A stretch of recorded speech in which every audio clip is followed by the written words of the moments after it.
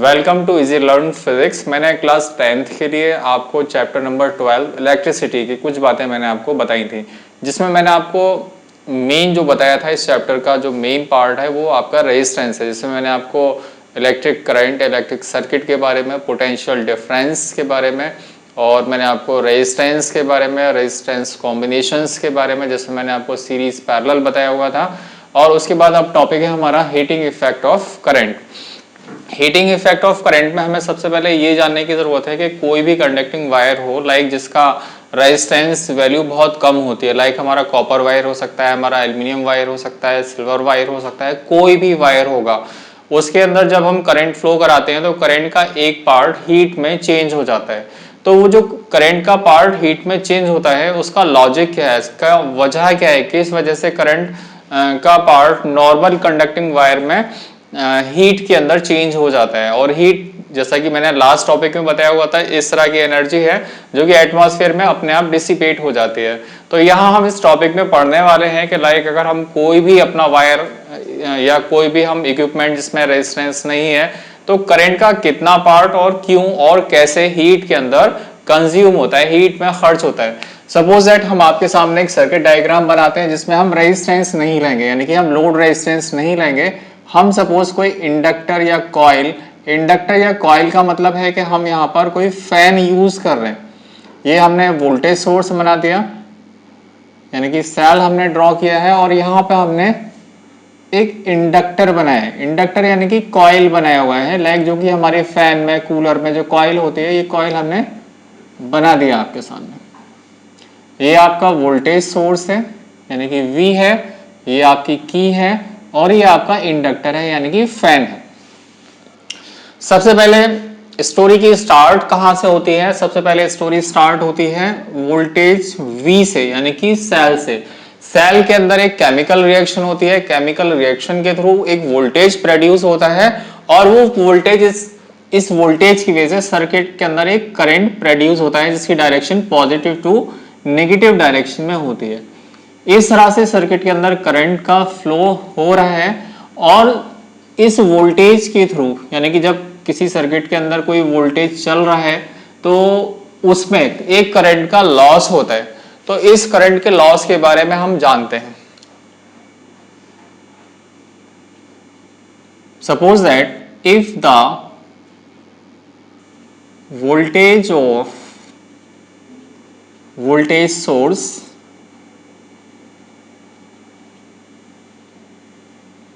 Is V, ये हमारा जो वोल्टेज सोर्स है, सपोज दैट हमने इसका जो वोल्टेज है वो हमने V कंसीडर कर लिया है।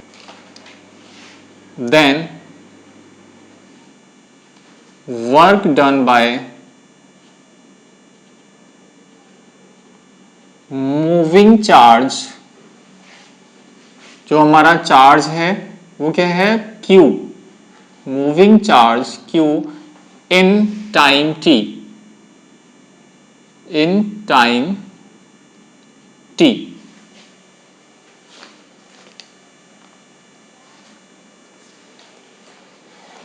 तो ये होगा आपका W is equal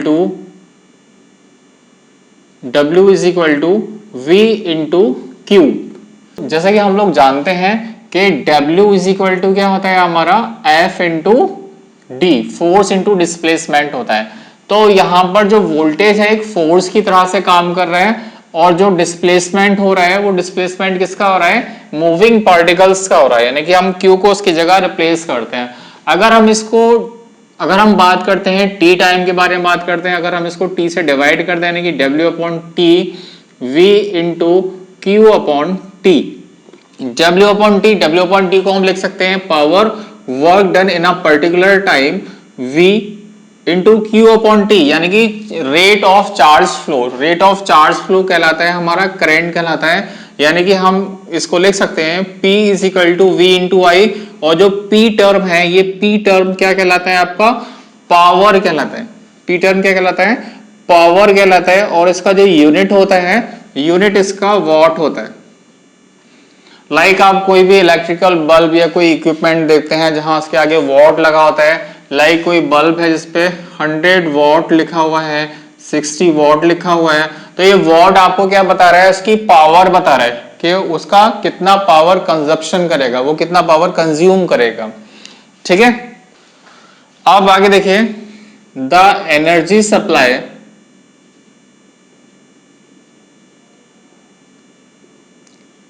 to the circuit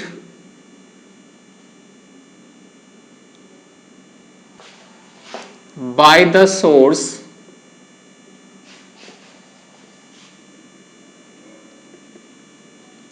in time t।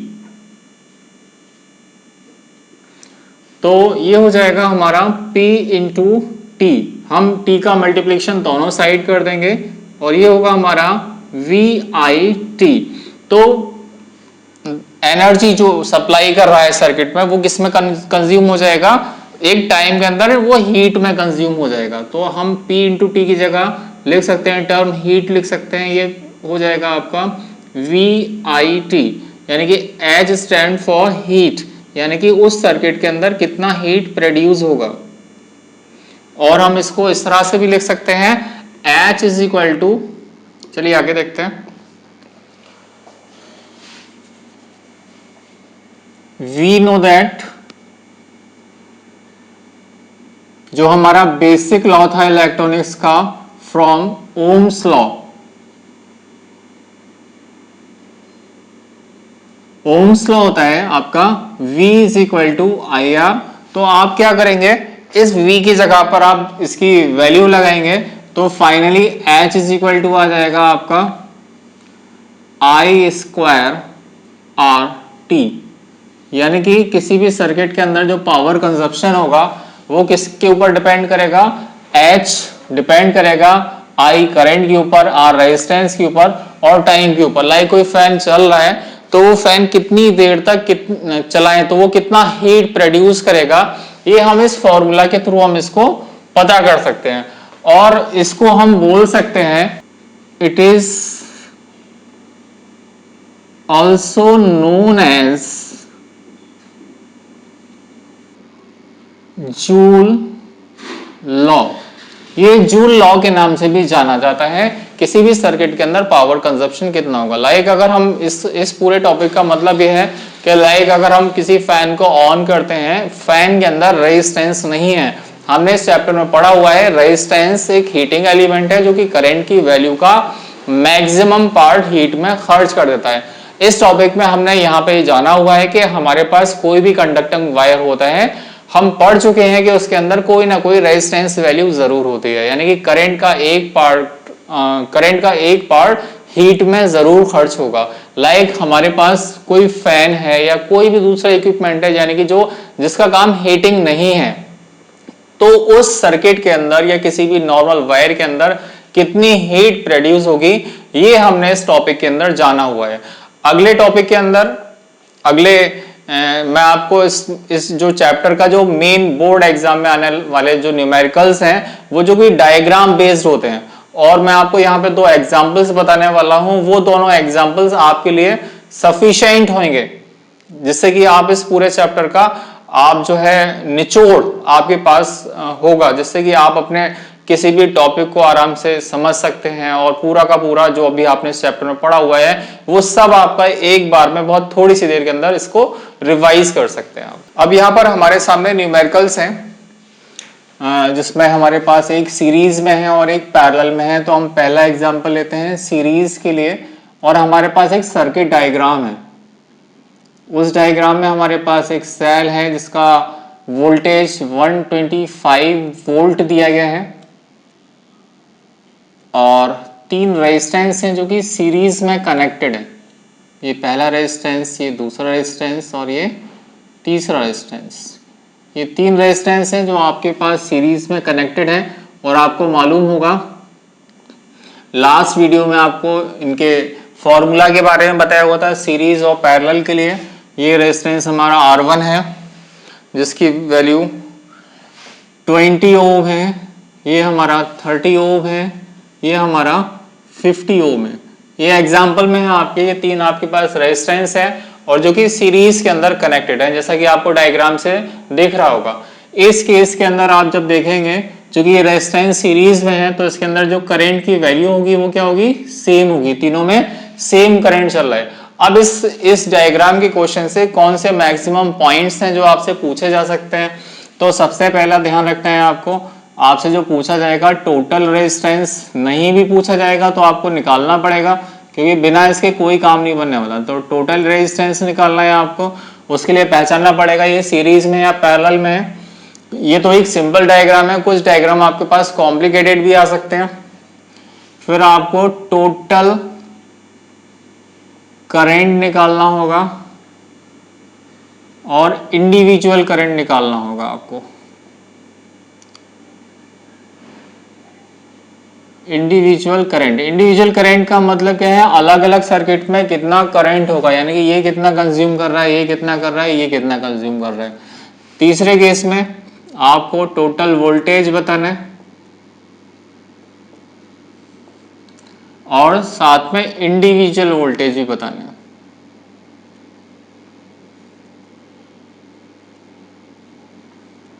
Individual voltage बताना है। किसी भी डायग्राम से रिलेटेड क्वेश्चंस में सबसे इंपॉर्टेंट पार्ट ये है, और ये हर बच्चे को बहुत अच्छे से सॉल्व करना आना चाहिए। बहुत आसान है और इसको आप बहुत आसानी के साथ आप समझ सकते हैं। ध्यान रखना है कि हमने सीरियल से सबसे पहले हमें टोटल रेजिस्टेंस, फिर हमें total current, individual current, total voltage, individual voltage, ये सारी बातें हमें पता करनी है।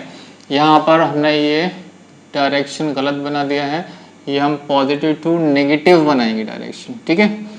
तो सबसे पहले बात जो कि आपको फॉर्मूला में ही बताई गई थी कि अगर हम किसी सीरीज कनेक्शन के बारे में बात करते हैं तो उसमें अलग अलग रेजिस्टेंस में वोल्टेज अलग अलग होता है लेकिन करंट तीनों में सेम होता है। चलिए सबसे पहले हम टोटल रेजिस्टेंस पता करते हैं, तो लिख लेते हैं if the total resistance of the circuit, total resistance of the circuit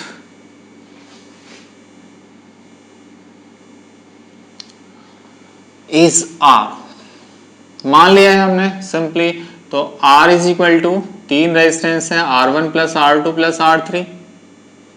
तो इसकी वैल्यू अगर हम पुट करते हैं तो पहला आपका 20 ओम है, फिर 30 ओम है और फिर आपका 50 ओम है। तो तीनों को मिला के कितना हो जाता है, फाइनली आपका 100 ओम हो जाता है। ये आपका टोटल जो वैल्यू आ गई रेजिस्टेंस की कितनी आ गई, 100 ओम आ गए। अब हमें टोटल करंट पता करना है। अब यहां से हमें रेजिस्टेंस मालूम हो गया, यहां हमें V की वैल्यू मालूम है, तो हम क्या पता लगा सकते हैं, टोटल करंट पता लगा सकते हैं। तो टोटल करंट को हम सपोज I सफिक्स में T मान लेते हैं। टोटल करंट क्या हो जाएगा हमारा, V upon T, ohm's law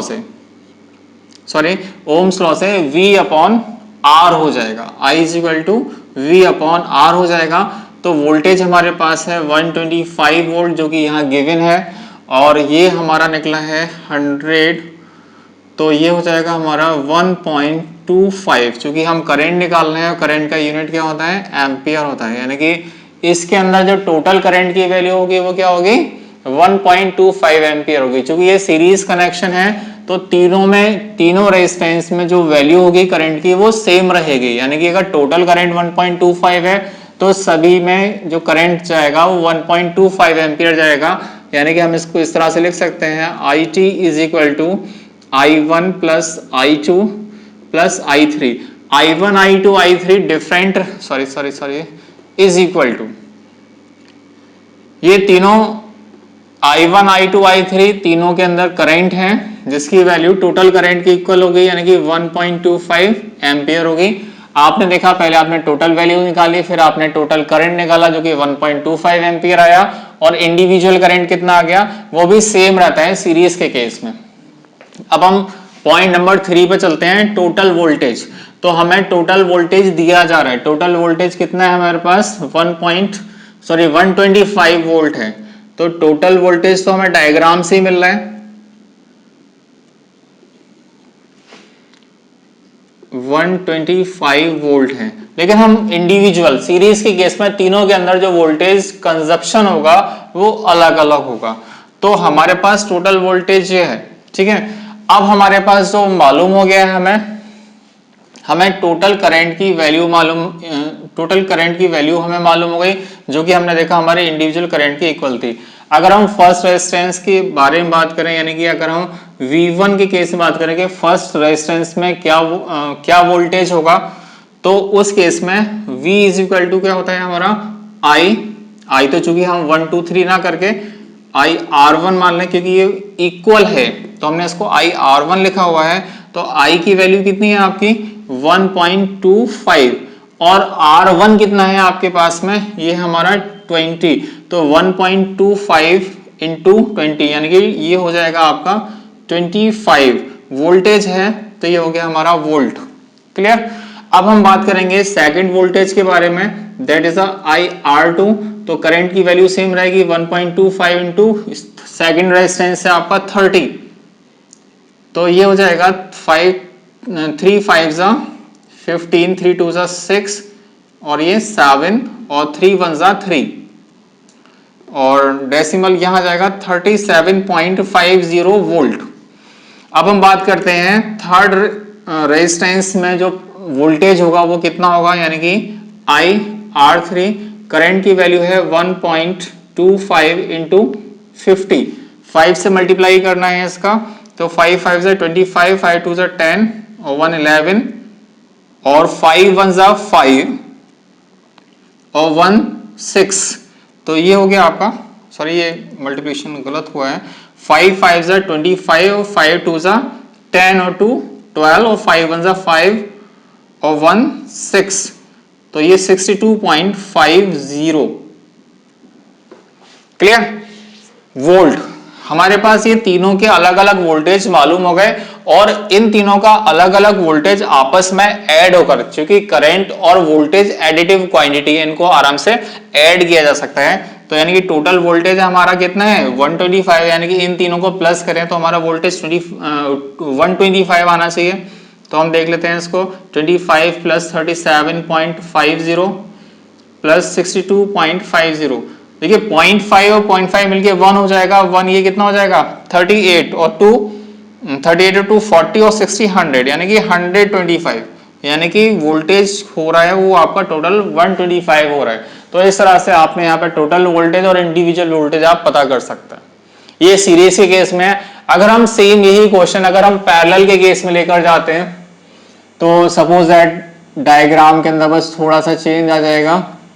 ये सेम आपका एक सेल है और ये आपके सामने 3 रेजिस्टेंस हैं जिनकी वैल्यू डिफर है और ये पैरेलल में है और इस तरह से इनको कनेक्ट किया गया है पैरेलल में। ये सेकंड रेजिस्टर और ये आपका फर्स्ट। ये आपका वोल्टेज सोर्स है, वही वैल्यू है 125 वोल्ट है और ये आपका 20 ओम और ये आपका 100 ओम। इसमें थोड़ा सा चेंज किया गया है क्वेश्चन को थोड़ा सा आसान करने के लिए, 50 ओम। ठीक है, ये हमारे सामने क्वेश्चन है और हमने यहाँ पे हमें चूंकि मालूम है ये हमारा पैरेलल में है, क्योंकि यहाँ ब्रांचेस हो रही हैं और ब्रांचेस का पता कैसे चलता है, क्योंकि वहाँ करंट डिवाइड हो रहा है। अब यहाँ देखिए यहाँ से जो करंट जा रहा है यहाँ पे ब्रांचेस आ गए, तो यानी कि ये जो पूरा कॉम्बिनेशन है ये हमारा पैरेलल कॉम्बिनेशन है। तो पैरेलल कॉम्बिनेशन में भी हमें मैक्सिमम यही पॉइंट्स, यही चीजें लाइक हमें total resistance, total current, individual current, total voltage, individual voltage, यही वैल्यू का हमें पता करना है। तो सबसे पहले हम वही काम करेंगे, हम कंसीडर कर लेते हैं if the total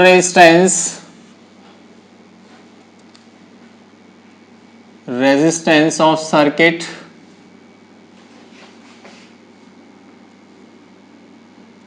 is R, तो इसके लिए फॉर्मूला क्या होता है 1/R is equal to 1/R1 plus 1/R2 plus 1/R3। तो R1 है आपका 1/20 प्लस 1/100 और प्लस 1/50। हमें इसे सिंप्लीफाई करना है। सिंप्लीफाई करने के लिए हम इसका एलसीएम लेंगे। एलसीएम हो जाएगा हमारा 100, 25 100, तो 5 1 5, 100 1 100 और 52 100। तो फाइनली ये आपके पास आ रहा है 8/100, ये जो वैल्यू आ रही है किसकी आ रही है आपके पास में 1/r की वैल्यू चल रहा है, ये 1/r के इक्वल चल रहा है।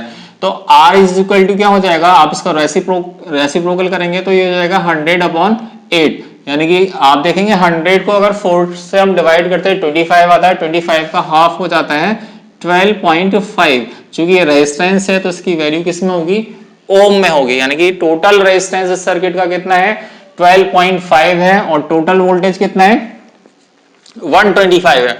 अब इस केस में जब हमारा पैरेलल आता है तो जैसे कि हमारा ये सीरीज वाला था, तो सीरीज के केस में हम आगे बढ़े थे, हमने पहले करंट को निकाला था, ये हमारे लिए आसानी थी। पैरेलल के केस में ध्यान रखिए अगले स्टेप में आपको कहां जाना है, आपको वोल्टेज के केस में जाना है कि आपको टोटल वोल्टेज और इंडिविजुअल वोल्टेज के बारे में बात करनी है आपको। अब यहाँ पे देखेंगे, यहाँ पर वोल्टेज चेंज हो रहा था, यहाँ पे करंट चेंज हो रहा है, यानी कि वोल्टेज तीनों के अंदर कैसा रहेगा, सेम रहेगा, यानी कि टोटल वोल्टेज है और वोल्टेज की वैल्यू दे भी रखी है तो इसे सॉल्व करने की जरूरत नहीं है।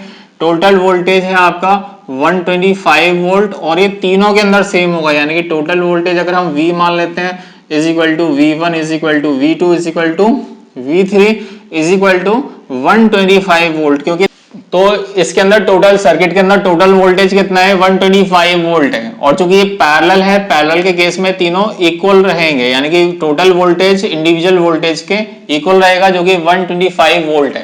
अब चूंकि हम बात कर रहे थे पैरेलल के केस में, तो पैरेलल में पहले हम वोल्टेज को सॉल्व करते हैं और फिर उसके बाद हम करंट को लेकर चलेंगे। अब हमें टोटल करंट की वैल्यू पता करनी है, तो टोटल करंट इस केस में हमारा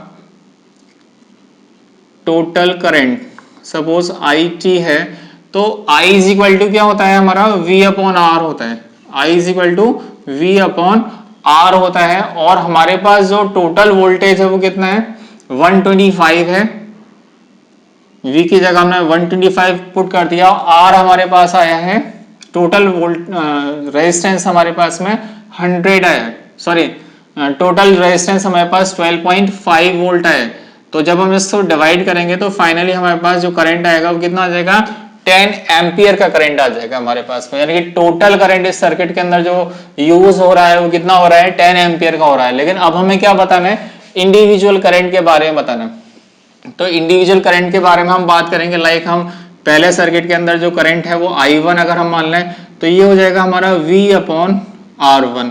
तो टोटल वोल्टेज जो है हमारा वो कितना है, V है 125 और R1 कितना है हमारे पास में 20 है। जब आप 2 से इसको डिवाइड करेंगे 2 6 12 और आपका ये होगा 2 2 4 और 2 5 10, तो ये आ जाएगा आपका, जब ये नीचे 0 है तो ये आ जाएगा आपका 6.25, और चूंकि करंट है एम्पियर 6.25 एम्पियर। अब हम करंट सेकंड के बारे में बात करेंगे, V/R2 जो कि 125 अपॉन सेकंड है आपका 100 ओम, सेकंड है आपका 100 ओम का, जब आप इसे डिवाइड करेंगे 100 से तो आपका ये 1.25 एम्पियर आ जाएगा।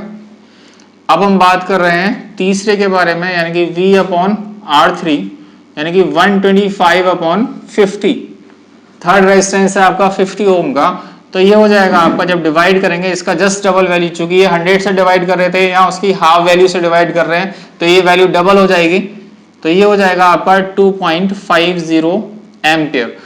अब ये जो टोटल करंट हमारा निकला था 10 एम्पियर का करंट निकला था, और इंडिविजुअल करंट हमारे ये 6.25 1.25 और 2.50 ये करंट्स निकले थे, तो इसकी वैल्यू आपस में मिलकर 10 एम्पियर के इक्वल होनी चाहिए, यानी कि total current I is equal to I1 plus I2 plus I3 जो कि फाइनली हमारे 6.25 प्लस 1.25 प्लस 2.50, ये सिर्फ एक चेक कर रहे हैं, क्वेश्चन तो हमारा यहाँ हो गया है, बस हम यहाँ चेक कर रहे हैं क्या इसकी टोटल वैल्यू 10 एम्पियर आ रही है। तो हम देखिए 0.25 मिलके हाफ हो जाएगा, हाफ और हाफ 1 और 2 3 4 और 6 10, तो ये आपका हो रहा है 10 एम्पियर। तो इस तरह के जो डायग्राम के ऊपर बेस्ड आपके क्वेश्चंस हैं, उन क्वेश्चंस को आप बहुत आराम से कर सकते हैं। इस चैप्टर के लिए इतना ही। अब हम नेक्स्ट चैप्टर में जाएंगे। हमारा जो नेक्स्ट चैप्टर है मैग्नेटिक इफेक्ट ऑफ करंट। इस चैप्टर में हमने हीटिंग इफेक्ट ऑफ करंट यानी करंट हीट में किस तरह से कन्वर्ट होता है, अगले चैप्टर में हम पढ़ेंगे कि करंट मैग्नेट में किस तरह से कन्वर्ट होता है और उसके क्या क्या यूज हैं और उसके क्या क्या लॉजिक्स हैं। Thanks for watching.